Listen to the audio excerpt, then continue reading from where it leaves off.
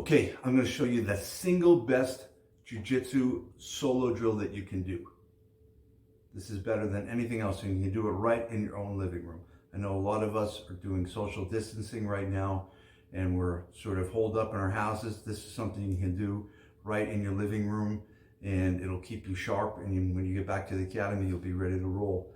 So what we're going to do is a shoulder roll backwards over our shoulder, and we're going to do it with very little momentum. So what is this going to do for us?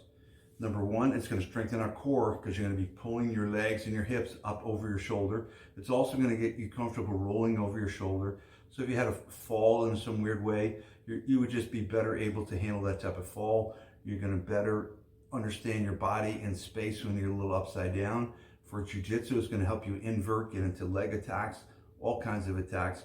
And most importantly for jiu-jitsu, it's going to make your guard so much harder to pass, because as they get beyond your legs, you're going to be able to pull your knees up. One of the most important things you can do to defend your guard is just to keep your knees up to your shoulders.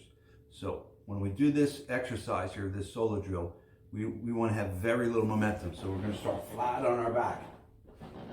Not from a seated position here where we're going to throw ourselves into the roll. Flat on my back. My arms go out wide. I'm going to curl my hips and legs up over my shoulder.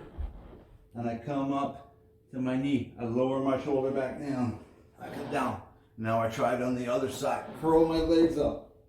No momentum. Stop at the bottom. Now I start to get my reps in. It also helps loosen up your back. Keeps your core strong.